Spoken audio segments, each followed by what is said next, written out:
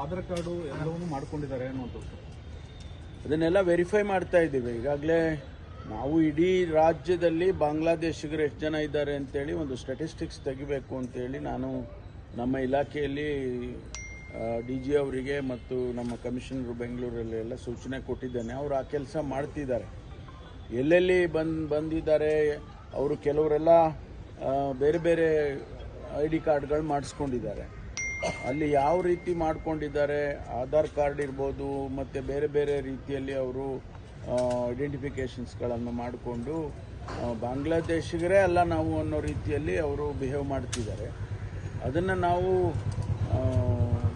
ಪರಿಶೀಲನೆ ಮಾಡಿ ಅವ್ರ ಮೇಲೆ ಏನು ಕ್ರಮ ತಗೋಬೇಕು ತಗೊಳ್ತೀವಿ. ಈಗಾಗಲೇ ಕೆಲವ್ರನ್ನ ಡಿಪೋರ್ಟ್ ಮಾಡಿದ್ದೇವೆ. ಅವ್ರನ್ನ ಈಗ ನೋಡಿ, ಅಲ್ಲಿ ಬಾಂಗ್ಲಾದೇಶದಿಂದ ಬಾರ್ಡರ್ನಲ್ಲಿ ಅವರು ಅಲ್ಲಿ ಬರ್ತಾರೆ, ಅಲ್ಲಿ ಹಣ ಕೊಟ್ಬಿಟ್ಟು ಒಳಗಡೆ ಬರ್ತಾರೆ ಅಂತ ಹೇಳ್ತಿದ್ದಾರೆ. ಕೇಂದ್ರ ಸರ್ಕಾರ ಬಾರ್ಡರ್ನ ನೋಡ್ಕೊಳ್ಳೋರು ಕೇಂದ್ರ ಸರ್ಕಾರ, ಬಾರ್ಡರ್ ಸೆಕ್ಯೂರಿಟಿ ಫೋರ್ಸ್ ಇರ್ಬೋದು ಅದು ಅಥವಾ ಮಿಲಿಟರಿ ಇರ್ಬೋದು, ಅವರು ಅಲ್ಲಿ ನಿಲ್ಲಿಸಬೇಕು. ಅಲ್ಲಿ ಪೋರಸ್ ಆಗಿ ಅಲ್ಲಿ ಬಿಟ್ಬಿಟ್ಟು ಅವರು ದುಡ್ಡು ತೊಗೊಂಡು ಬಿಡ್ತಾರೋ ಹಾಗೆ ಬಿಡ್ತಾರೋ ಕದ್ದು ಬರ್ತಾರೋ ಗೊತ್ತಿಲ್ಲ ನಮಗೆ. ಆದರೆ ಬಂದ ಮೇಲೆ ಅವರು ಭಾಳ ಜನ ಬೆಂಗಳೂರಿಗೆ ಭಾಳ ಶಾಂತಿಯಿಂದ ಇದೆ ಬೆಂಗಳೂರು ಅಂತೇಳಿ ಇಲ್ಲಿ ಬಂದು ಸೆಟ್ಲ್ ಆಗಿಬಿಡ್ತಾರೆ. ಅದನ್ನು ನಾವು ಈಗ ಕಾಫಿ ತೋಟದಲ್ಲಿ ಸಕಲೇಶ್ವರದಲ್ಲಿ ಕೆಲವರು ಇದ್ದಾರೆ ಅಂತ ಹೇಳಿದರು. ಅದನ್ನು ಐಡೆಂಟಿಫೈ ಮಾಡಿ ಕೆಲವರನ್ನ ಡಿಪೋರ್ಟ್ ಮಾಡೋ ಕೆಲಸ ಮಾಡಿದ್ದೇವೆ.